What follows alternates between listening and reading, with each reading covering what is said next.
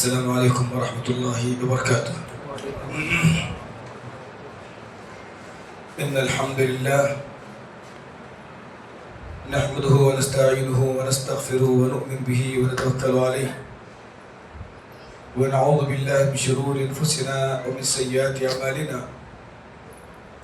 من يهد الله فلا مضل له ومن يضلل فلا هادي له. وأشهد أن لا إله إلا الله وحده لا شريك له وأشهد أن محمدًا عبده ورسوله.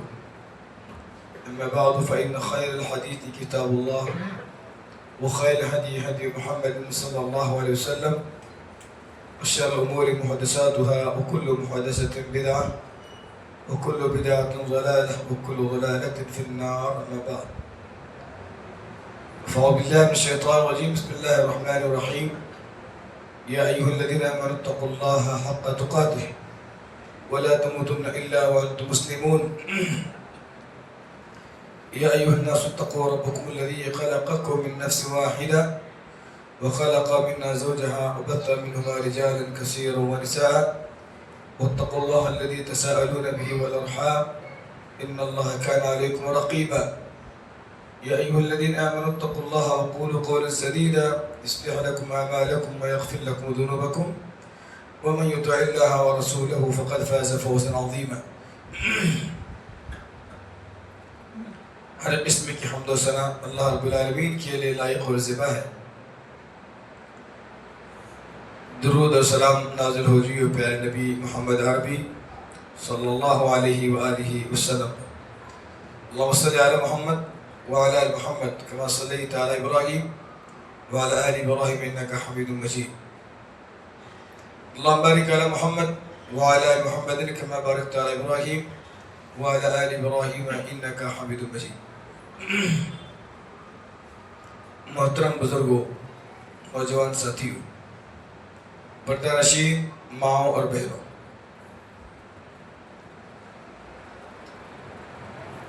ہم سال کے 12 مہینوں کے سب سے افضل مہینے میں رمضان میں ہیں، اور اس مہینے میں بھی سب سے افضل عشرہ آخری عشرے میں، اور اس آخری عشرے میں بھی سب سے افضل راتوں میں سے ایک رات شب قدر میں ہم سب یہاں پر موجود ہیں، حاضر ہیں. اللہ ہمارے بیٹھنے کو قبول فرمائے اور ہماری اس موجودگی کو نجات کا بخشش کا ذریعہ بنائے. آمین.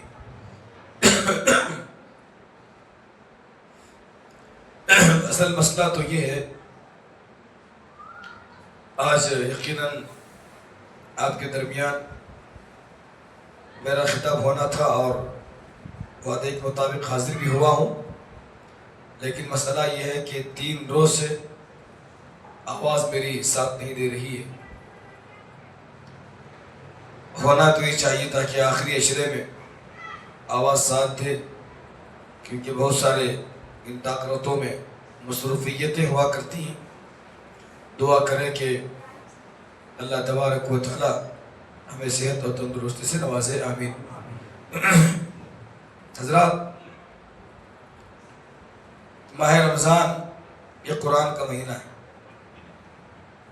عام طور پر محدثین کرام کے بارے میں آپ پڑھیں گے تو پتہ چلے گا، بڑے بڑے محدثین کرام بھی اپنے حدیث کو درس کو بند کر دیتے تھے اور قرآن مجید کی تعلیم میں وہ منہمک ہو جاتے.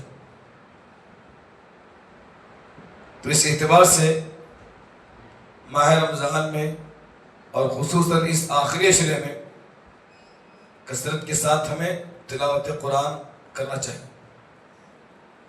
واعظ و نصیحتوں کا سلسلہ کسی نہ کسی مناسبت سے سال بھر ہوا کرتا ہے.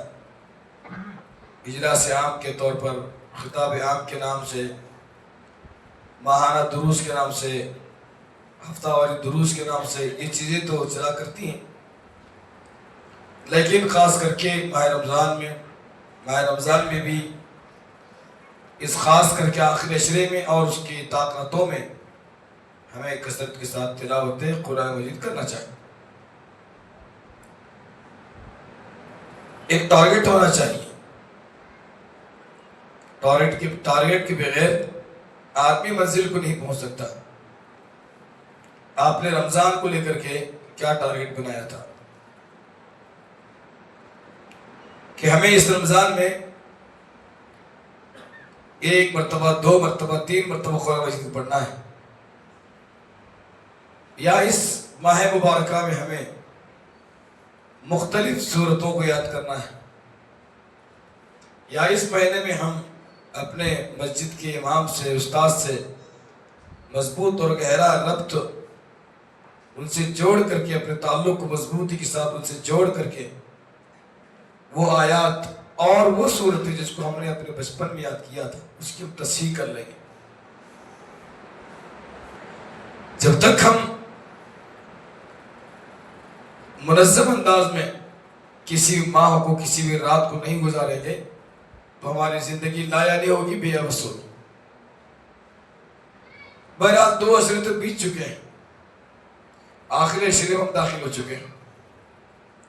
کم از کم آپ اس آخر عشرے کا ایک شیڈول بنا لیجیے کہ اس آخر عشرے میں وہ صورتیں جو ہم نے یاد کی ہیں اس کو ہمیں پختہ کرنا ہے اور اس کی تصحیح کرنا ہے، یا اس آخر عشرے میں ہمیں سورہ رحمان کو مکمل یاد کرنا ہے، سورہ یاسین کو مکمل یاد کرنا ہے، یا سورہ ملک کو یاد کرنا ہے، یا سورہ واقعہ کو ہمیں یاد کرنا ہے، یا مختلف ہمیں دعاؤں کو یاد کرنا ہے.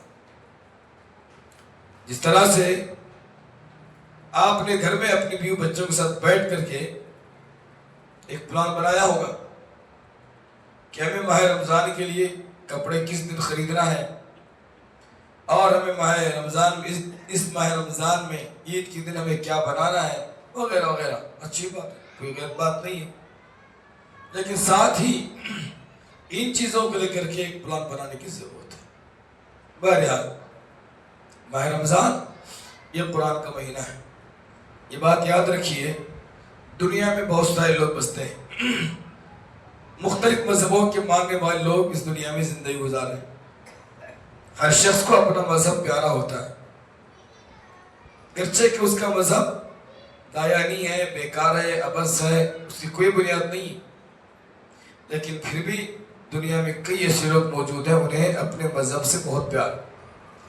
کسی بھی صورت میں وہ اپنے مذہب کو نہ بدل سکتے ہیں نہ اس کا سودا کرنے تیار ہوتے ہیں، جبکہ ان کے اس مذہب کے بارے میں انہیں معلومات بھی نہیں ہوتی.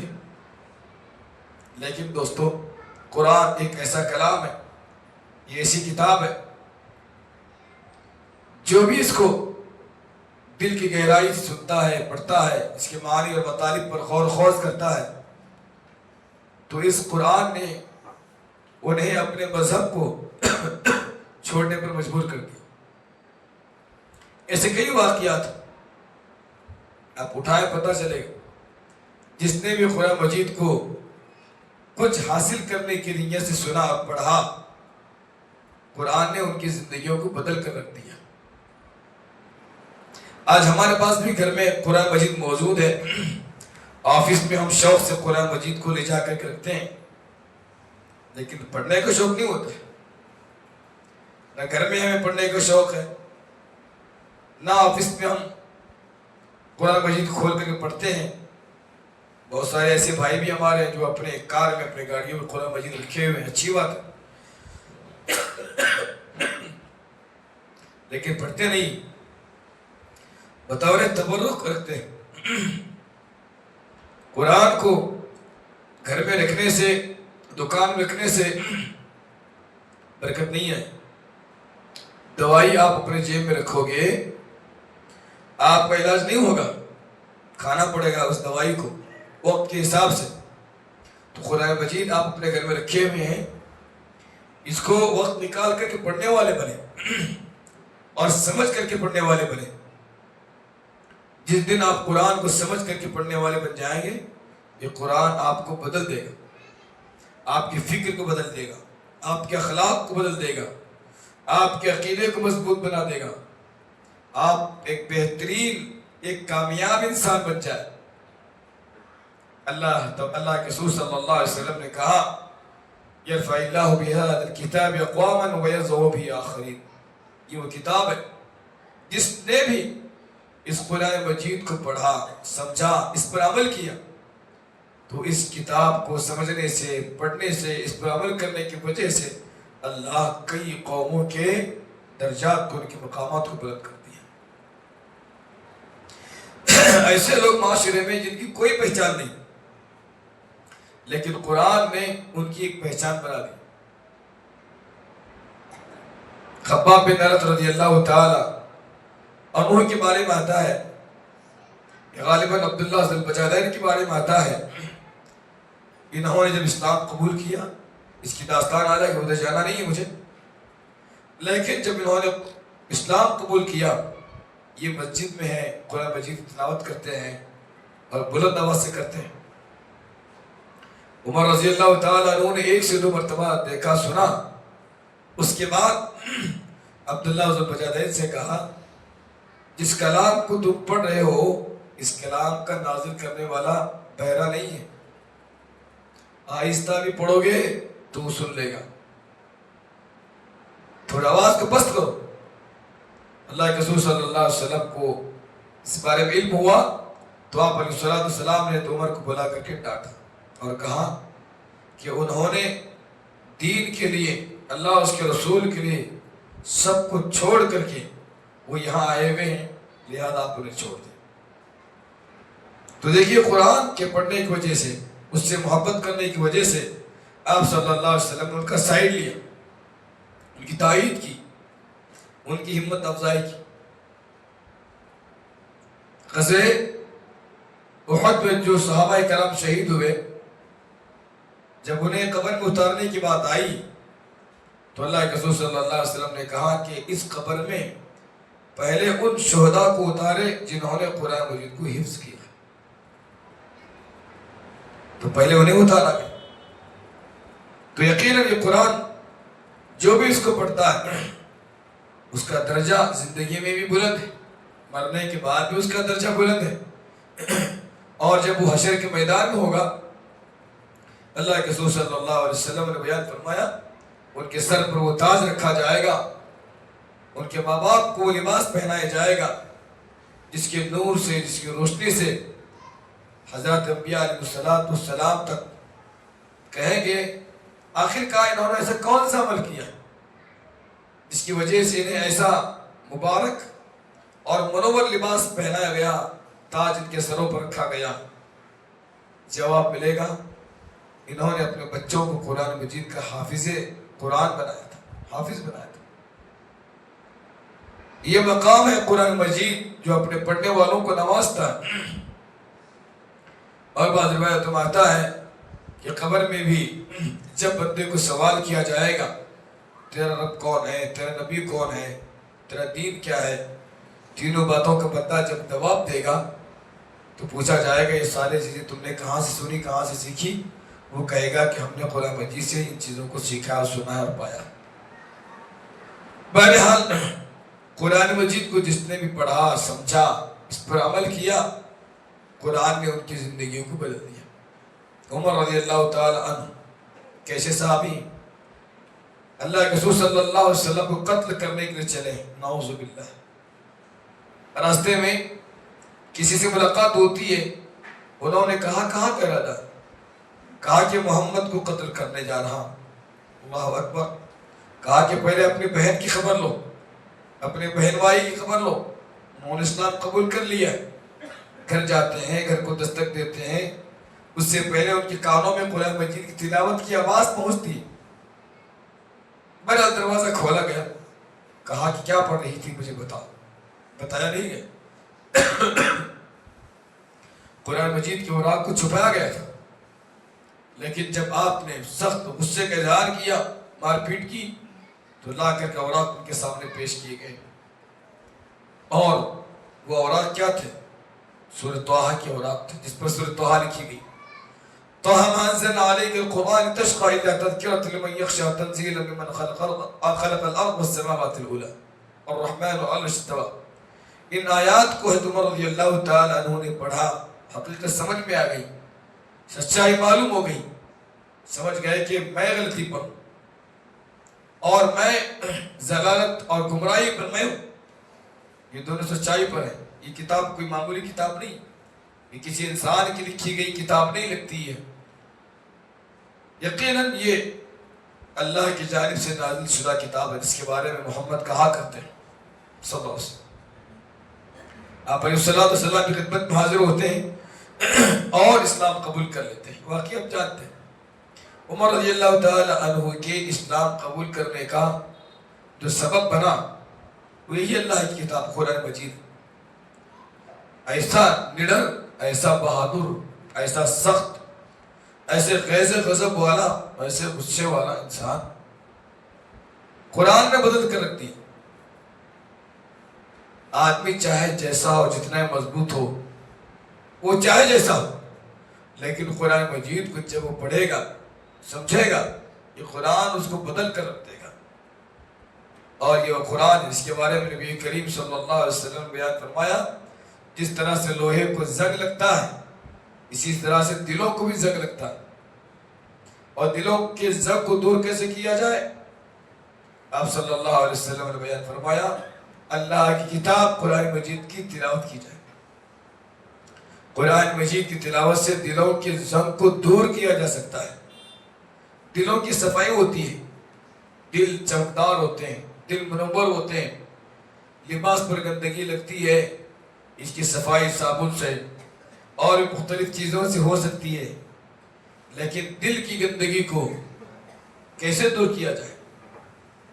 دل کی نفاست کو کیسے دور کیا جائے؟ مختلف عقائد کی گندگیاں، اخلاق کی گندگیاں دلوں میں جو پیوست ہو چکی ہیں، اس کو دور کیسے کیا جائے؟ اس کے زنگ کو کیسے ختم کر دیا جائے؟ اللہ کے رسول صلی اللہ علیہ وسلم نے کہا قرآن مجید کی تلاوت. تلاوت قرآن مجید کیا. آج آپ دیکھنا چاہتے ہیں قرآن سے محبت کرنے والا اگر کوئی ہے، جو لوگ باہر رہ کر کے آئے ہوئے ہیں، انہیں معلوم ہے عرب لوگوں کو دیکھو وہ کتنے قرآن مجید کی تلاوت کے پابند ہوا کرتے ہیں. آج ہم قرآن حدیث کا دعویٰ کرنے والے اہل الحدیث اور سلفی ہم کہلاتے ہیں، لیکن ہم بھی اس معاملے میں بہت پیچھے ہیں. اللہ رحم فرمائے. ہونا بھی چاہیے کہ جب بھی آپ مسجد میں آئیں آپ سنت پڑھیں. آپ کے لیے ٹائم ہے 5 منٹ 7 منٹ 3 منٹ ہی صحیح، آپ کیا کریں؟ آپ قرآن کو اٹھائیں پڑھیں. آپ نے دیکھا ہوگا سعودی میں عرب لوگ کیا کرتے ہیں، 2 منٹ 3 منٹ باقی ہے وہ کھڑے کھڑے قرآن مجید کی تلاوت کرتے ہیں. کھڑے کھڑے 2 آیتیں 4 آیتیں 5 آیتیں ہی صحیح وہ پڑھا کرتے ہیں. یہ قرآن سے محبت کا ثبوت ہے. دوستو قرآن سے محبت کریں، قرآن کو سمجھیں، قرآن کو اپنے دل سے گلے سے لگائیں. یہ قرآن تمہیں بدل کر رکھ دے گا، تمہیں بہترین انسان بنائے گا. یہ قرآن کا موضوع بھی انسانی ہے. جتنے بھی کالج پڑھنے والے ہیں، اسکول پڑھنے والے ہیں، انہیں معلوم ہے مختلف سبجیکٹ کی کتابیں ہوتے ہیں، مختلف سبجیکٹس کی کتابیں ہوتی ہیں. لیکن قرآن مجید کا سبجیکٹ کیا ہے، عنوان کیا ہے، ٹاپک کیا ہے؟ انسانی. قرآن مجید کا سبجیکٹ انسان ہے، اس کا عنوان انسان ہے. تو جو بھی قرآن مجید کو پڑھتا ہے وہ انسان کو بدل کر رکھ دیتا ہے. اس کی زندگی بدل جاتی ہے، اس کی فکر بدل جاتی ہے، اس کے عقائد بدل جاتے ہیں. لیکن ہم اس کو پڑھیں تو صحیح، اس کی تلاوت ہم کریں تو صحیح. وہ عمر جو اتنا سخت، اتنا جری، اتنا بہادر آدمی، ان کے بارے میں آتا ہے کہ یہ بہت سے مسلمانوں کو اذیتیں دیا کرتے تھے، بہت تکالیف دیا کرتے تھے، بہت پریشان کیا کرتے تھے. زنیرہ رضی اللہ عنہ کے بارے میں آتا ہے خوب مارتے اور چھوڑتے، کہتے کہ جب میں پھر تازہ دم ہوں گا تو پھر ماروں گا. ایسا کئی واقعات، کئی مسلمان پریشان تھے. آپ صلی اللہ علیہ وسلم نے دعا کیا آپ کے حق میں، اللہ نے ہدایت دی، سبب آپ کی دعا اور قرآن مجید کی تلاوت. تو آپ بھی قرآن مجید کے پڑھنے والے بنے. اس کو اپنی زندگی میں جگہ دیں، صرف رمضان کے حد تک نہیں، ہمیشہ۔ میرے بھائیوں، نبی کریم صلی اللہ علیہ وآلہ وسلم کے پاس 70 آدمی آتے ہیں۔ وَإِذَا سَمِعُوا مَا أُنزِلَ إِلَى الرَّسُولِ، آپ نے سنا ہوگا اپنے امام صاحب کی زبان۔ 7ویں پارے کی ابتدائی جو آیات ہیں،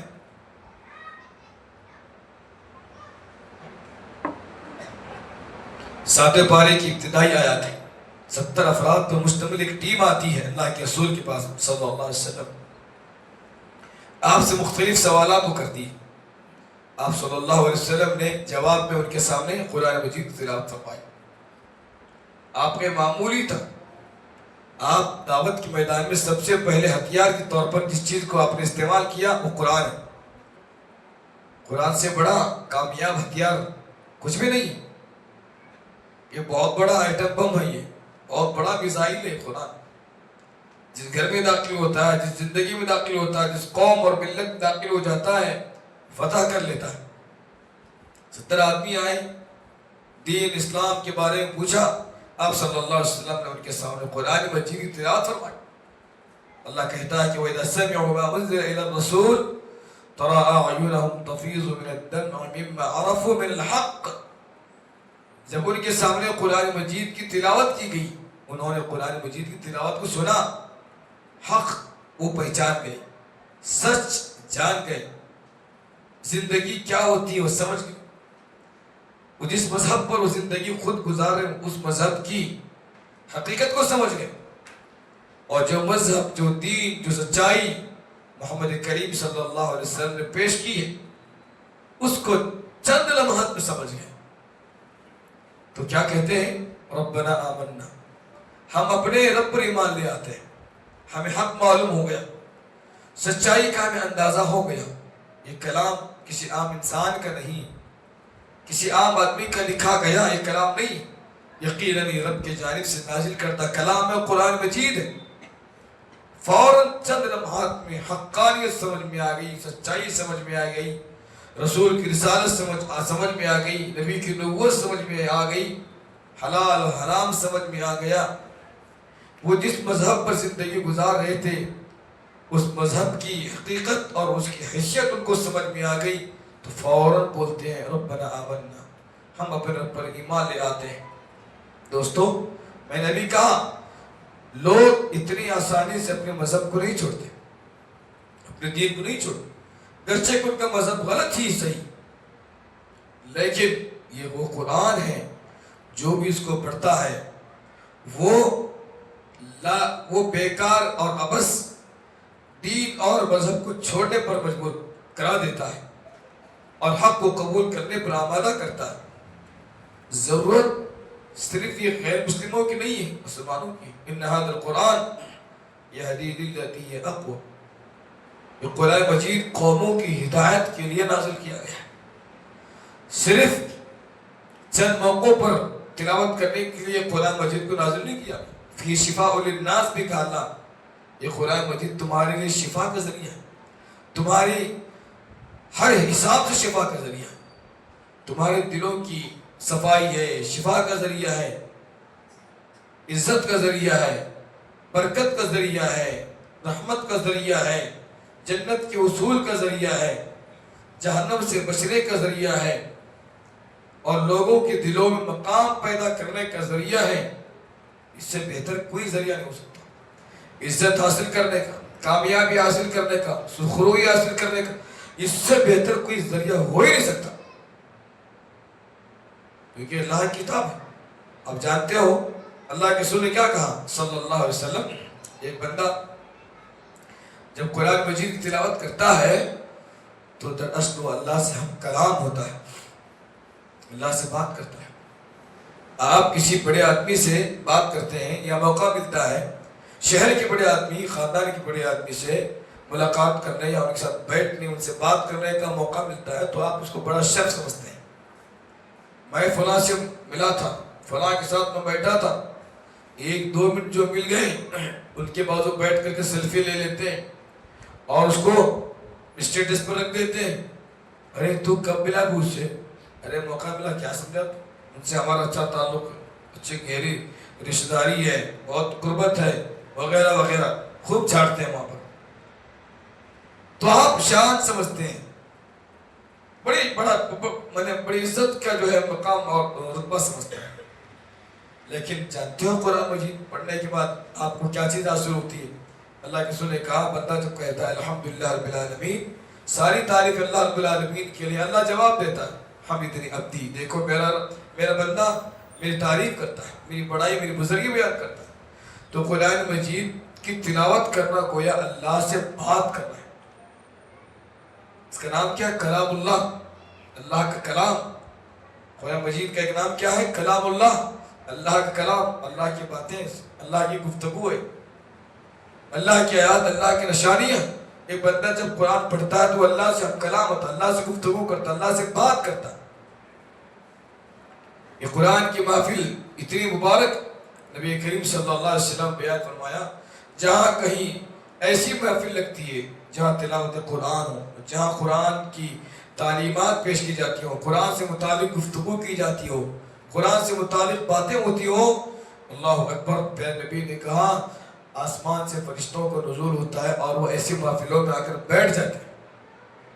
الحمدللہ اب موجود ہے ہمارے درمیان، فرشتے ہمارے درمیان موجود ہیں، کیونکہ قرآن کی نسبت سے ہماری گفتگو ہو رہی، دین کی نسبت سے ہماری گفتگو ہو رہی. اور ویسے بھی یہ رات لیلۃ القدر والی رات ہے. تنزل الملائکۃ والروح فیہا بإذن ربہم من کل امر. اللہ اکبر. اس رات حضرت جبرائیل علیہ السلام فرشتوں کی ایک بڑی جماعت کے ساتھ آتے ہیں. گارنٹی ہے، سرٹیفکیٹ، سرٹیفائیڈ ہے. اور ہم کوئی بے دلیل بیکار لا یعنی اٹکل پچو باتیں ہم لوگ نہیں کرتے. یہ رات جس محفل میں ہم لوگ بیٹھے ہوئے ہیں، قرآن کی نسبت سے جمع ہے، جس کے متعلق اللہ کے رسول نے ایک عام بات کہی کہ فرشتے ایسے محفلوں کو تلاش کرتے ہیں، بیٹھ جاتے ہیں. اور خاص کر کے اس رات کے بارے میں قرآن مجید نے کہا اِنَّا أَنزَلْنَا فِي لَيْلَةِ الْقَدْرِ وَمَا أَدْرَاكَ مَا لَيْلَةُ الْقَدْرِ لَيْلَةُ الْقَدْرِ خَيْرٌ مِنْ أَلْفِ شَهْرٍ تَنَزَّلُ الْمَلَائِكَةُ وَالرُّوحُ فِيهَا بِإِذْنِ رَبِّهِمْ مِنْ كُلِّ أَمْرٍ سَلَامٌ هِيَ حَتَّىٰ مَطْلَعِ الْفَجْرِ.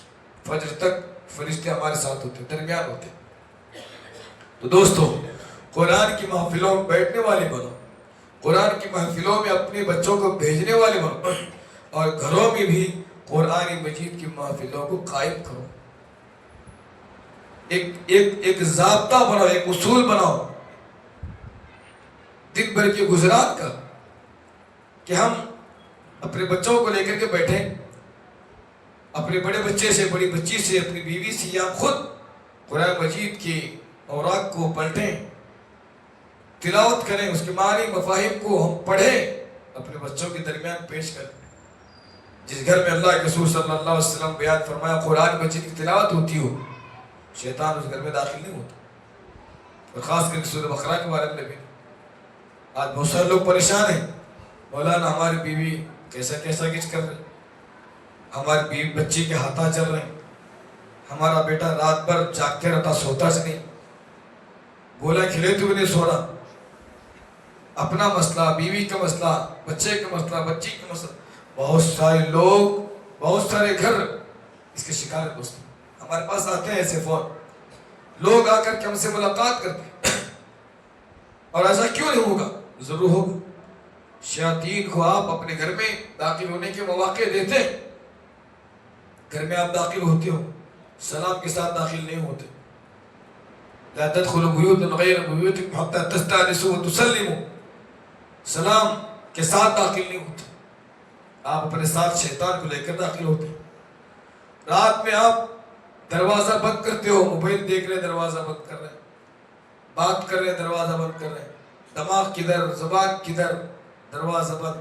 اللہ کے رسول نے کہا جو شخص دروازہ بند کرتا ہے اللہ کا نام لیے بغیر، شیطان اس گھر میں داخل ہوتا ہے، اور وہ اپنے چیلوں سے کہتا ہے ہمیں اس گھر میں بسیرے کا موقع ملا. کھانا کھاتے ہیں، بسم اللہ نہیں کہتے، شیطان کہتا ہے کہ چلو کھانے کا ہی موقع ملا. بستر پر جا رہے ہو، سونے کی دعا نہیں پڑھتے، بیوی سے مباشرت کا معاملہ ہے، وہاں اس موقع پر آپ دعا نہیں پڑھتے، شیطان وہاں بھی جو ہے ساتھ ہوتا ہے۔ تو ہر موقع پر، ہر جگہ پر ہم نے شیطان کو آنے کے مواقع ہم نے خود فراہم کیے، ہم نے خود اس کے لیے راستے بنا کر دیے۔ تو پھر آپ کے گھر میں پریشانیاں کیوں نہیں آئیں؟ آپ کے گھروں سے برکتیں کیوں نہیں ختم ہو؟ آپ کے گھروں سے رحمت اور راحت کیوں نہیں ختم ہوگی؟ ساری چیزیں ختم ہو جائیں۔ تو دوستو، اپنے گھروں میں قرآن مجید کا ایک ماحول بنائیں۔ 70 آدمیوں کے بارے میں قرآن نے کہا، جب انہوں نے ایک ہی محفل میں قرآن مجید کی تلاوت کو سنا تو اسلام قبول کرنے پر جو آمادہ۔ انسان تو انسان، صبح کی نماز کا موقع ہے، اللہ کے رسول صلی اللہ علیہ وسلم نماز میں قرآن مجید کی تلاوت کر رہے ہیں، بہترین انداز میں، اچھے انداز میں۔ اور ایسے اماموں کا انتخاب کرنا چاہیے، مسجد کے ذمہ داران کو چاہیے کہ وہ ایسے ائمہ کا، ایسے اماموں کا وہ انتخاب کریں جو اچھا قرآن مجید پڑھتے ہیں، اور ایسے مؤذن کا انتخاب کریں جو اچھی اذان دیتے ہیں۔ یہ بہت ضروری چیز ہے۔ ان قرآن الفجر کان مشہودا، اللہ نے نماز فجر کو قرآن سے جوڑ دیا۔ صبح میں نماز فجر میں قرآن مجید کی لمبی تلاوت کرنا اللہ کو بہت پسند ہے، اور خاص کر کے فجر کی نماز کے موقع پر 2 طرح کے فرشتے موجود ہوتے ہیں، ایک جو آتے ہیں ڈیوٹی کے لیے، اور ایک وہ جن کی ڈیوٹی ختم ہو رہی جا رہے ہوتے ہیں، وہ بھی نماز فجر کے موقع پر ہوتے ہیں۔ اچھی تلاوت کرو گے وہ بھی محظوظ ہوں گے، وہ بھی متاثر ہوں گے۔ آج عجیب غریب معاملہ مساجد کے ذمہ دار، خاص کر کے اذان کی جو بات آتی ہے، ایسے مؤذنوں کا ہم انتخاب کرتے ہیں، بس اوقات ایسا لگتا ہے کہ یہ مسجد میں نماز کے لیے بلا نہیں رہے بلکہ موجود لوگوں کو بھگانا چاہ رہا ہے۔ ایسا بھی ہوتا ہے۔ ایسے الحمدللہ اللہ کا شکر ہے، ہمارے مساجد میں ان چیزوں کا خاص خیال رکھا جاتا ہے۔ اللہ ذمہ داروں کو اس کا بہتر بدلہ دے، لیکن دیگر مساجد میں آپ دیکھیں، اللہ رحم فرمائے، نماز فجر کے موقع پر اللہ کے رسول نماز میں قرآن مجید کی تلاوت کر رہے ہیں، فرشتوں ایک جنات کی بہت بڑی جماعت وہاں سے گزر گئی، گزرتے انہوں نے قرآن مجید کی تلاوت کو سنا۔ وَإِذْ صَرَفْنَا إِلَيْكَ نَفَرًا مِنَ الْجِنِّ يَسْتَمِعُونَ الْقُرْآنَ، فجر کی نماز کے موقع پر اللہ کے رسول جہاں قرآن مجید کی تلاوت کر رہے ہیں، وہاں سے گزرتے ہوئے انہوں نے قرآن مجید کی تلاوت کو سنا، اتنے متاثر ہوئے، وہ کہتے ہیں ربنا، وہ کہتے ہیں کہ ہم اس پر ایمان لے آتے ہیں۔ فَلَمَّا حَضَرُوا قَالُوا أَنصِتُوا، جب وہ قرآن مجید سنتے ہیں، اس پر ایمان لے آتے ہیں، اپنی قوم کے پاس آ کر کیا کہتے ہیں، یَهْدِي إِلَىٰ الرُّشْدِ فَآمَنَّا بِهِ، یہ ایسی کتاب ہے جو لوگوں کو ہدایت کی جانب بلاتی ہے، اچھائی کی جانب بلاتی ہے، ہم اس پر ایمان لے آئے، تم بھی اس پر ایمان لے آؤ۔ اور وہ اپنے قوم کو ڈرانے والے بنے، اور انہوں نے ایک ہی محفل میں، جنات کی بات قرآن کرتا ہے، ایک ہی محفل میں انہوں نے گزرتے قرآن مجید کو سنا، ایمان لے آئے، قوم کو ڈرانے والے بن گئے، اور انہوں نے کیا کہا جانتے ہو، وَلَن نُشْرِكَ بِرَبِّنَا أَحَدًا، ہم اللہ کے ذات میں کسی اور کو شریک نہیں ٹھہرائے۔ اللہ اکبر، ایک ہی محفل میں، ایک ہی موقع پر انہوں نے قرآن مجید کو سنا، ایمان بھی لائے، اس کے داعی بھی بن گئے، اور پھر اعلان بھی کیا کہ آج تک اگرچہ ہم شرک کرتے بھی تھے، آج کے بعد ہم شرک نہیں کریں۔ کتنے دنوں سے قرآن مجید سن رہے ہیں، پڑھ رہے ہیں، کیا قرآن مجید کے ذریعے، اس کی تلاوت کے ذریعے ہماری زندگی میں کوئی تبدیلی واقع ہوئی؟ کیا ہمارے ایمان میں کچھ زیادتی اور اضافہ ہوا؟ انما المؤمنون الذين اذا ذكر الله وجلت قلوبهم واذا تليت عليهم آياته زادتهم ایمان۔ ایمان والوں کے بارے میں اللہ نے کہا کہ جب ان کے سامنے قرآن مجید کی تلاوت ہوتی ہو تو ان کے ایمان میں زیادتی ہوتی، اضافہ ہوتا ہے، ان کا ایمان مضبوط ہوتا ہے۔ دوستو یاد رکھو، اتنی آسان بات نہیں ہے۔ قرآن مجید کو آپ اپنے گھر میں رکھو اور اس کی تلاوت نہ کرو، اس پر عمل نہ کرو، اتنے آسانی سے آپ کو چھوڑا نہیں جائے گا۔ اللہ کے رسول نے کیا کہا جانتے ہو، القرآن حجت لک و علیک، یہ قرآن مجید یا تو تمہارا معاون بنے گا، مددگار بنے گا قیامت کے روز، یا تو تمہارا دشمن بنے گا، تمہارے خلاف جو ہے مقدمہ اللہ کے حضور میں وہ مقدمہ درج کرے گا تمہارے خلاف۔ اور اللہ نے یہ بھی کہا وقال رسول یا رب ان قوم اتخذوا هذا القرآن مهجورا، اے اللہ میری یہ وہ قوم ہے جنہوں نے اللہ کی کتاب قرآن مجید کو، تیری کتاب کو جو کہ تو نے مجھ پر نازل فرمایا، اس کو انہوں نے مذاق، کھلواڑ کا، مذاق کا جو ایک عنوان بنا لیا تھا۔ قرآن کا مذاق نہیں تو اور کیا ہے کہ آپ رکھو اس کو نہ پڑھو، قرآن مجید کا مذاق نہیں تو اور کیا ہے کہ گھر میں رکھو اور اس پر عمل نہ کرو، یہ قرآن مجید کا مذاق نہیں تو اور کیا ہے کہ آپ اس پر ایمان رکھو اور اس کے اندر جو ہیرے جواہرات موتیاں اللہ نے اس کے اندر رکھا ہے اس کو آپ نہ چنو۔ یہ قرآن آپ کے خلاف حجت بنے گا، آپ کے خلاف قرآن مجید کے مقدمات درج کرے، لہذا دوستو گھروں میں قرآن کا ماحول بنا۔ میرے بھائیو جبیر بن مطعم کے بارے میں آتا ہے، ایک مرتبہ نبی کی خدمت میں حاضر ہوتے ہیں، دین کے بارے میں پوچھتے ہیں، اللہ کے رسول نے سورۃ طور کی آیتیں ان کے سامنے پڑھی، سورۃ طور کی، وہ طور کتاب مستور فی رق منشور۔ جبیر بن مطعم کو بات سمجھ میں آ گئی، یقیناً یہ اللہ کی کتاب کلام اللہ، یہ بیکار لا یعنی باتیں نہیں کرتا ہے، سچی باتیں کرتا ہے، اور یہ وہ کتاب ہے جو پہلے کتابوں کی تصدیق بھی کرتی ہے، پہلے کے نبیوں کی تصدیق بھی کرتی ہے، کسی کی تذلیل نہیں کرتی ہے کتاب۔ تو انہوں نے اسلام قبول کیا۔ جبیر بن مطعم ایک بہت بڑے صحابی، ان کی سیرت آپ پڑھیں انشاءاللہ کافی فائدہ ہو۔ عثمان بن مظعون کے بارے میں آتا ہے، یہ بھی آتے ہیں نبی کی خدمت میں حاضر ہوتے، بڑے علم رکھنے والے آدمی، عثمان بن مظعون بڑے علم رکھنے والے آتے ہیں، اللہ کے رسول صلی اللہ علیہ وسلم کی خدمت میں پیش ہوتے ہیں، دین کے بارے میں سوال کرتے ہیں، توحید کے بارے میں سوال کرتے ہیں، شریعت مطہرہ کے بارے میں سوال کرتے ہیں، آپ اپنی بعثت کا کیا مقصد بیان کرنا چاہتے ہیں؟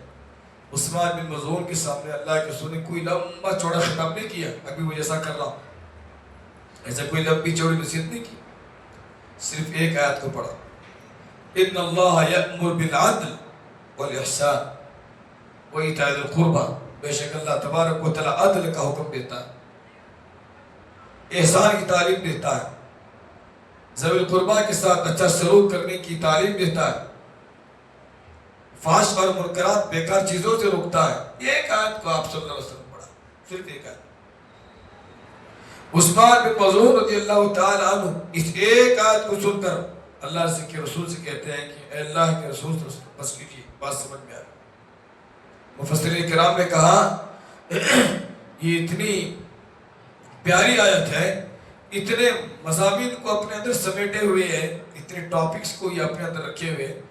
مفسرین کرام نے کہا کہ سارے قرآن کی جگہ صرف یہ ایک آیت بھی نازل ہوتی تو ساری باتیں سمجھ میں آ جاتی، صرف یہ ایک آیت جس کے اندر 3 اوامر کا حکم ہے اور 3 نواہی کا تذکرہ ہے، تو عثمان بن مظعون نے صرف اس ایک آیت کو سنا، بات سمجھ میں آ گئی اور وہ صحابی رسول بن گئے۔ ہمیں کیوں سمجھ میں نہیں آ رہا، یہ بات ہمیں کیوں نہیں معلوم ہو رہی؟ کئی اس کے اسباب ہو سکتے ہیں، ادھر جانا نہیں ہے۔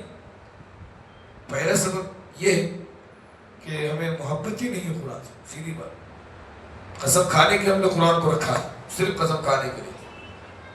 ایثار ثواب کے طور پر جو ہے مردوں کے اوپر 40 کے موقع پر پڑھایا جاتا ہے، 40 دن کے موقع پر، 3 دن کے موقع پر، چھٹی کے موقع پر قرآن مجید کو ہم پڑھتے ہیں، بس ہم نے ہی مقصد جانا ہے۔ بچی کو شادی کے موقع پر قرآن مجید دے دیا جاتا ہے، کسی جگہ قرآن مجید کو جو ہے بچی کے سر پر رکھ کر کے بچی کو گھر سے ودا کیا جاتا ہے، ہم نے یہی سمجھا قرآن مجید کا مقصد۔ یہ قرآن مجید کے ساتھ مذاق، قرآن مجید کے ساتھ کھلواڑ ہے۔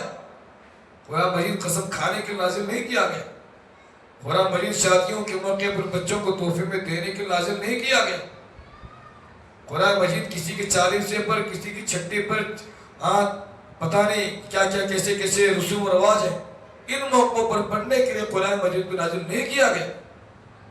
اور قرآن مجید کو لے کر کے آپ لوگوں کو ان دنیا پرست مولویوں نے دھوکے میں رکھا۔ اس قرآن کے بارے میں اس قرآن کے نازل کرنے والے نے کہا وَلَقَدْ يَسَّرْنَا الْقُرْآنَ لِلذِّكْرِ فَهَلْ مِن مُدَّكِرٍ، قرآن مجید کو ہم نے نہایت ہی آسان کر دیا ہے کوئی اس کو سمجھنے والا، پڑھنے والا۔ اور آج کے پیٹ پالو دین فروش علماء یہ کہتے ہیں کہ قرآن کا سمجھنا تمہارے بس کی بات نہیں ہے. ہمارا رب، ہمارا خالق اس قرآن کو نازل کرنے والا کہتا ہے قرآن کو ہم نے سب کے لیے آسان کر دیا.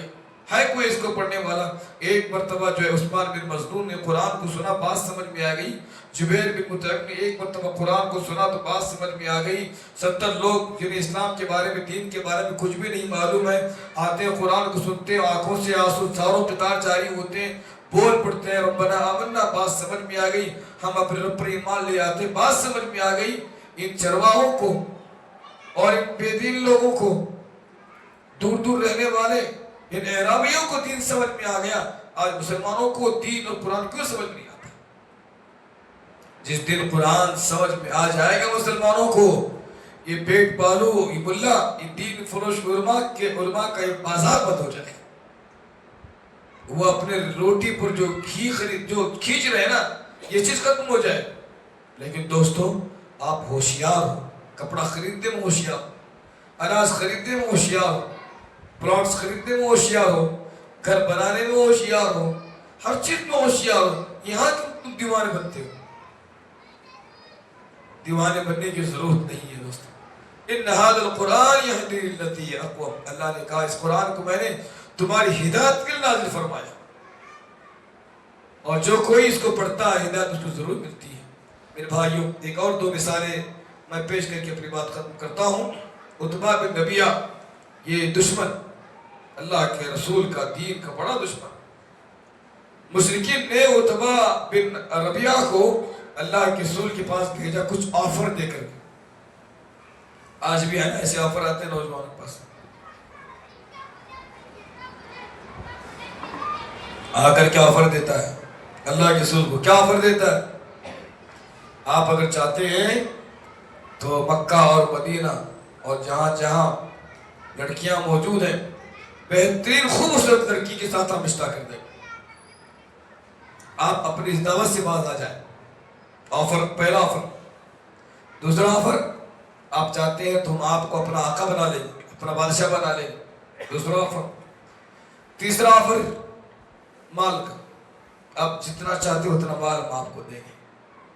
آپ اپنی اس دعوت سے باز آ جائیں. آج ہمارے بہت سارے بچے، بہت سارے بچیاں پیار کے دلدل میں پھنس کر، اس کے رنگ سے متاثر ہو کر کے نعوذ باللہ وہ اللہ اور اس کے رسول کے بھی منکر بن جاتے ہیں،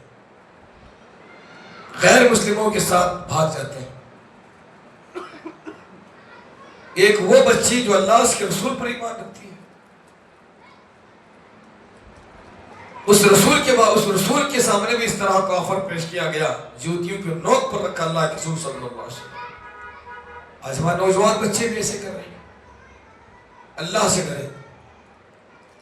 اللہ تبارک و تعالیٰ آپ کو ایسے ایسے انعامات دینے والا ہے جس کے بارے میں تمہارے ذہن دماغ میں ایسی باتیں کبھی آئی نہیں. تمہارے آنکھوں نے ایسی چیزوں کو دیکھا نہیں، تمہارے کانوں نے ایسی چیزوں کے بارے میں سنا نہیں، تمہارے ذہن و دماغ میں ایسی باتیں کبھی نہیں ہیں. ایسی چیزیں اللہ تبارک و تعالیٰ آپ کو دینے والا. وہ حور جن کی خوبصورتی آپ کو دیوانہ بنا کر دے. جنت کی وہ غذائیں جب آپ اس کو کھاؤ گے، الگ الگ اس کی عزت اس کے اندر پاؤ گے، اور اتنا لمبا چوڑا گھر مکان آپ کو دیا جائے گا طاقت نظر جہاں تک آپ کی نگاہیں جاتی.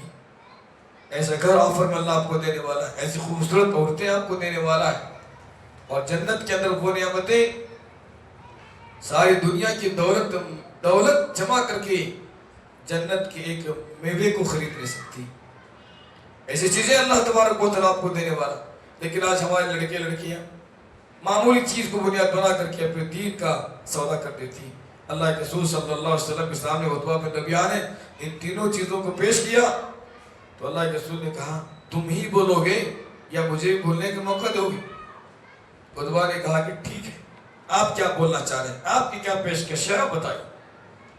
کہا پیشکش کو تم بازو رکھو، ذرا میں کیا بتلانا چاہ رہا ہوں ذرا تم اس کو غور سے سنو. آپ صلی اللہ علیہ وسلم نے حامیم السجدہ کی آیتوں کو اس کے سامنے پڑھا. وہ مبہوت ہو گیا، ساکت ہو کر خاموش ہو کر رہا، تھرانے لگا، زبان سے کوئی لفظ نہیں، خاموش. اور خاموشی کے ساتھ اٹھ کر کے چلا گیا اپنی قوم میں.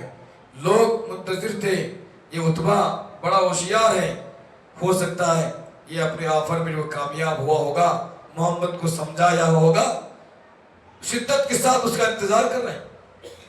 آیا لوگوں نے دیکھا کہ اس کی تو گردن جھکی ہوئی ہے، آ کر اس نے کہا دیکھو ہم نے محمد کے بارے میں بہت کچھ کہا، ہم نے اس کو دیوانہ کہا، ہم نے اس کو جادوگر کہا، پتہ نہیں ہم نے اس کے بارے میں کیا کچھ نہیں کہا، ایسا کچھ بھی نہیں ہے، اس کی عقل ٹھکانے پر ہے، وہ بات اچھی کرتا ہے، وہ بات میں بڑا وہ صاف گوئی، اور وہ کتاب جس کے بارے میں ہم اور آپ کہتے ہیں کہ اس کتاب کو اس نے خود اپنی جانب سے گھڑ لیا ہے، ہرگز نہیں ہے، اس کی آیات کو میں نے غور سے سنا ہے، یہ اس کی لکھی ہوئی اس کی بنائی ہوئی کتاب نہیں ہے، یہ منزل من اللہ کی کتاب قرآن مجید۔ دوستو یہی وہ قرآن ہے، ابن مقنع کے بارے میں آتا ہے، اس نے جو ہے دعویٰ کیا تھا میں بھی قرآن جیسا کلام پیش کروں گا، قرآن جیسی میں بھی کتاب لکھوں گا، کیونکہ فصاحت اور بلاغت وہ عربی داں تھا، بہت اچھا لکھنا پڑھنا جانتا تھا، اس نے شروع کیا، کوشش کرنا شروع کی، قرآن جیسا کلام بنانا شروع کیا، لکھتا ہے کاغذ پر اور قرآن مجید کی آیتوں کو سامنے رکھ کر کے ٹیلی کرتا ہے، یہ تو دور دور تک میری بات وہاں نہیں لگ رہی، اس کو پھاڑ دیتا ہے۔ یہ سلسلہ مہینوں تک چلا، کئی دنوں تک یہ سلسلہ چلا، وہ ایک آیت قرآن مجید جیسی بنا نہ سکا، لیکن کوشش جاری ہے۔ لیکن ایک دن کی بات ہے، وہ مدینے کی کسی گلی سے گزر رہا تھا، ایک گھر کے کھڑکی سے قرآن مجید کی تلاوت کو اس نے سنا، ایک بچہ پڑھ رہا قرآن مجید، ایک آیت اس نے سنا، قال سآوی إلى جبل يعصمني من الماء قال لا عاصم اليوم من أمر الله إلا من رحم وحال بينهما الموج فكان من المغرقين۔ یہ کون سی آیت ہے؟ نوح علیہ السلام نے کہا تھا اپنے بیٹے کو، بیٹے سوار ہو جا کشتی میں، آج بھی موقع ہے، مجھے اپنا نبی مان، میرے رب کو اپنا رب تسلیم کر، آج سوار ہو جا، اللہ تجھے بچائے گا۔ اس نے کیا کہا تھا؟ وہ آیت ہے۔ اس آیت کو جب ابن مقنع نے سنا، وہ مبہوت ہو کر رہ گیا، پریشان ہو کر کے رہ گیا، یہ کیسی بات کرتا ہے کہاں؟ ایک آیت، کیونکہ وہ عربی کی فصاحت کو، بلاغت کو، صرف نحو کو بہت اچھی طرح سے جانتا تھا، ایک آیت کو سنا تو اس نے کہا کہ ایک آیت کا عالم یہ ہے تو سارا قرآن کیسی مثال پیش کرتا ہوگا، یقیناً یہ کسی انسان کا کلام نہیں ہے، یہ رب کا کلام۔ وہ چیلنج سے جو ہے باز آ گئے، ہو سکتا ہے بعد اس نے اسلام بھی قبول کیا ہو۔ ایک آخری مثال دے کر اپنی بات ختم کرتا ہوں۔ تین بڑے دشمن اسلام کے، ابو سفیان، بعد میں انہوں نے اسلام قبول کیا، ابو جہل بھی اسلام کا سخت دشمن ہے، اور اخنس بن شریق یہ بھی اسلام کا دشمن ہے، لیکن دیکھو قرآن مجید کیسا کلام ہے، وہ دشمنوں کو بھی سننے پر مجبور کرتا ہے۔ ایک رات یہ تینوں جاتے ہیں خانہ کعبہ کے آس پاس گرد گرد، گودی اوڑھ کر کے، ہاں شال اوڑھ کر کے وہ بیٹھے ہوئے، اللہ کے رسول کے انتظار، اللہ کے رسول صلی اللہ علیہ وسلم آتے ہیں اور نماز مشغول ہوتے ہیں، قرآن تلاوت کرتے ہیں، اور یہ قرآن مجید تلاوت کو سن رہے ہیں بڑے غور سے، سکون سے قرآن مجید تلاوت سن رہے ہیں۔ جب تلاوت ختم ہوتی ہے فوراً یہ سب وہاں سے نکلنے لگتے ہیں، آپس میں سب کی ملاقات ہوتی ہے، ارے بھائی تو ادھر کدھر، تو ادھر کدھر، تو ادھر کدھر، سب کو پتہ چلتا ہے کہ ہم سب قرآن سننے میں آئے تھے، سب ایک دوسرے پر لعنت ملامت کرتے ہیں، کہتے ہیں کہ چلو کل نہیں آئے، لیکن دوسرے دن بھی آتے ہیں، قرآن سنتے ہیں، واپس جب ہوتے ہیں تو پھر آپس ملاقات ہوتی ہے، پھر ایک دوسرے پر جو ہے لان تان، یہ تو ایسا چل کل نہیں ہم بھی نہیں آئے، تیسرے دن بھی وہ آتے ہیں۔ تو یہ وہ قرآن ہے نا، دشمن بھی اس کو سنتا ہے تو متاثر ہوتا ہے۔ ایک دن کی بات ہے، اخنس بن شریق یہ جا کر کے جو ہے ابو جہل سے کہتا ہے، ابو سفیان سے ملاقات کرتا ہے، اور دونوں کا جواب ایک ہی ہوتا ہے، بھائی تم دن بھر محمد کی مخالفت کرتے ہو، ایسا ویسا کہتے ہو، اس کلام کے بارے میں مختلف باتیں کہتے ہو، لیکن رات میں تم خود چادر اوڑھ کر کے قرآن کو سننے میں آتے ہو، آخر کر کیا معاملہ ہے؟ انہوں نے کہا محمد سچا ہے، اور وہ جو کلام پڑھتا ہے سننے پر جو انسان مجبور ہوتا ہے. بڑا پیارا کلام ہے، لیکن کیا کریں، مکے میں، مدینے میں اور عرب میں ہمیں جو پوزیشن حاصل ہے، جو مقام حاصل ہے، اگر ہم اس کی نبوت کو تسلیم کر لیں گے، مسلمان ہم بن جائیں گے، تو یہ جو مقام ہے، جو پوزیشن ہے نا، یہ پوزیشن نکل جائے. یہاں کیا بات معلوم ہوتی ہے؟ عہدے آدمی کو حق قبول کرنے سے روکتے ہیں. یہ غرور، یہ تکبر، یہ بڑائیاں بھی آدمی کو حق قبول کرنے سے روکتی ہیں. اسی لیے کبھی بھی اپنے آپ کو بہت بڑا نہ سمجھیں. جب ایسی بات آتی ہے تو ذرا غور کریں کہ میری پیدائش کس گندے نطفے سے ہوئی ہے. خلق من ماء دافق یخرج من بین الصلب والترائب. ایک ایسے گندے نطفے سے جس کے اخراج کے بعد غسل فرض ہو جاتا ہے. ایک ایسا گندا نطفہ جس کے نکلنے کے بعد نہ اس کو دیکھنا گوارا کرتے ہیں، نہ اس کو چھونا ہم گوارا کرتے ہیں. ایسے گندے نطفے سے اللہ تبارک و تعالیٰ نے جو ہے حضرت انسان کو پیدا کیا ہے. ایسے جب خیالات پیدا ہوتے ہیں، آدمی اپنی تخلیق پر غور کرے. یا ایھا الانسان ما غرک بربک الکریم. اللہ سوال بھی کرتا ہے، کس چیز نے تجھے دھوکے میں رکھا ہے؟ ذرا تو غور کر اپنے بارے. اللہ کے رسول نے کہا، اللہ خود کہتا ہے، الکبریاء ردائی والعظمت ازاری فمن نازعنی فقد افرغ فی النار. یہ کبریائی میری چادر ہے، اور والعظمت ازاری، اور یہ عظمت میری ازار ہے. جو کوئی آدمی عظمت کو، کبریائی کو، بڑائی کو چھیننا چاہتا ہے، میں اس کو اٹھا کر جہنم کے در و تیری میں پھینک دوں گا. تو یہ غرور، یہ تکبر، یہ بڑائی کس کے لیے زیب دیتی ہے؟ اللہ کے لیے ہے، جس نے ایک انسان کو معمولی نطفے سے بنایا، اس کے لیے بڑائی زیب دیتی ہے.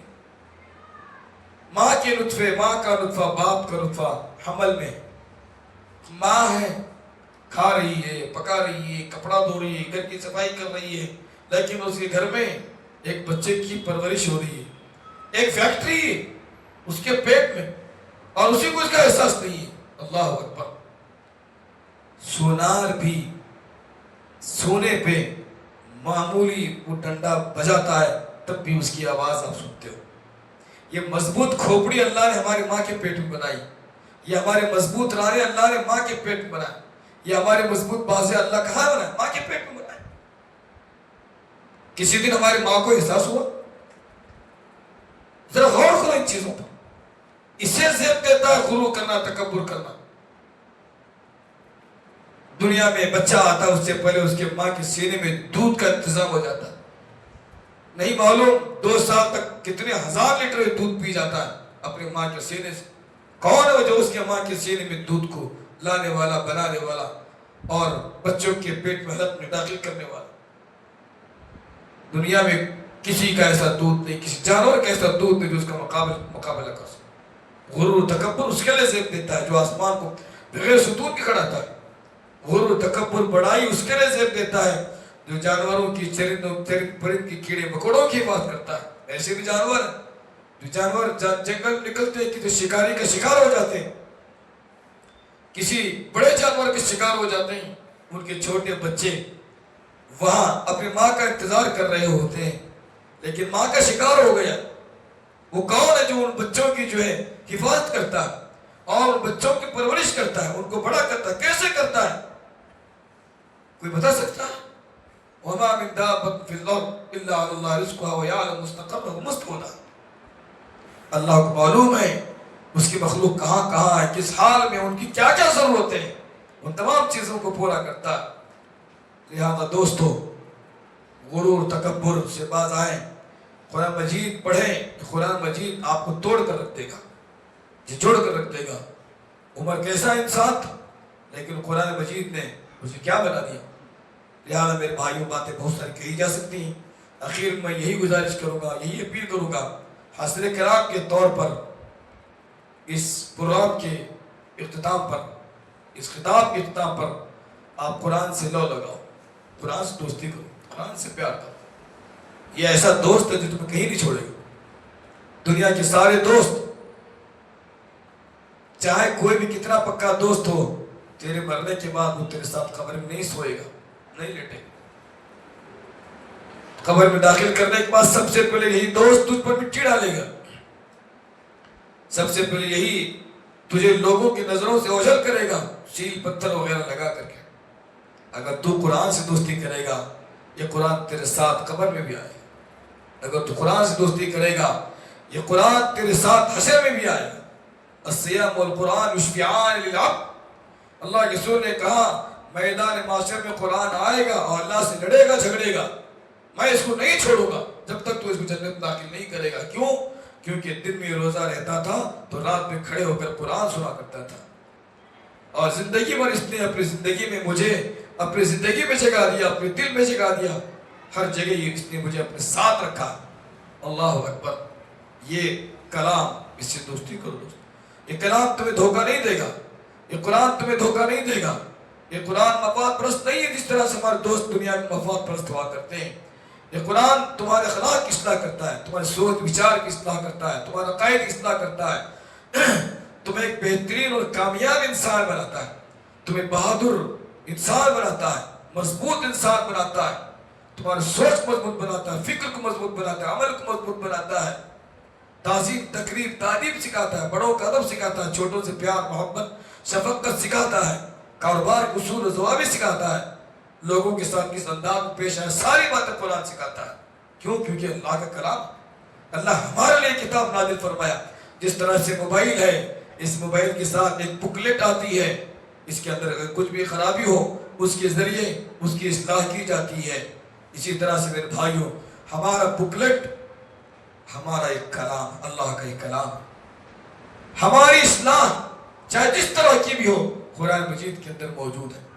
کوئی بھی ایسی ہماری کمزوری ایسی نہیں ہے جس کی اصلاح قرآن مجید کے ذریعے نہ کی جاتی ہو. یقیناً جو اس کو پڑھے گا سمجھے گا یہ قرآن اس کا دوست بنے گا, اور اللہ تبارک و تعالیٰ ایسے شخص کو نہ دنیا میں ناکام و مراد چھوڑے گا, نہ آخرت میں اسے ناکام و مراد چھوڑے گا, بلکہ جنت اس کی منتظر رہے گی, جنت اس کا انتظار کرے گی. اللہ کے رسول نے کہا قیامت کے روز اللہ تبارک و تعالیٰ ان حفاظ کرام سے قرآن مجید کے پڑھنے والوں سے کہے گا قرآن کو پڑھتے جاؤ اور جنت کی سیڑھیاں چڑھتے جاؤ.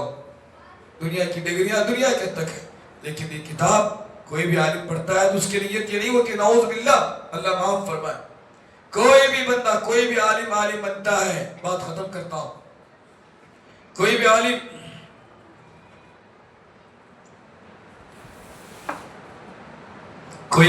بنتا ہے ہرگز اس کا تصور خیال نہیں رہتا کہ مجھے اتنا کمانا ہے. کوئی حافظ یہ خیال نہیں کرتا میں حافظ بنوں گا تو اتنی کمائی کہ مجھے ذریعہ ملے گا. جس طرح آپ سوچتے ہو میرا بیٹا ڈاکٹر بنائے گا اتنا کمائے گا, انجینئر بنے گا اتنا کمائے گا, وہ بنے گا اتنا کمائے گا. یہ جتنے بھی علوم ہیں اس کے پیچھے صرف ایک ہی سوچ ہے, ایک ہی فکر ہے, یہ پڑھے گا تو کتنا ملے گا, کہاں جائے گا تو کتنی اس کی تنخواہ ملے گی.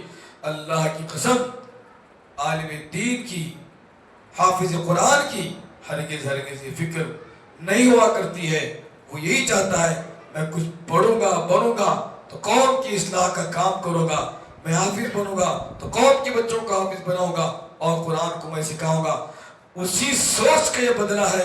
اللہ کہے گا اب تو پڑھ قرآن, جنت کی سیڑھیاں چڑھتے چل, جہاں تو رکے گا بھائی تیری منزل ہوگی. اللہ سے دعا ہے اللہ تبارک و تعالیٰ تمام مسلمانوں کو, تمام حاضرین کو قرآن مجید سے محبت کرنے والا, قرآن مجید کو پڑھنے والا اور اس سے دوستی کرنے والا, اس پر عمل کرنے والا, اس کی تعلیمات کو عام کرنے والا اللہ میں بنائے.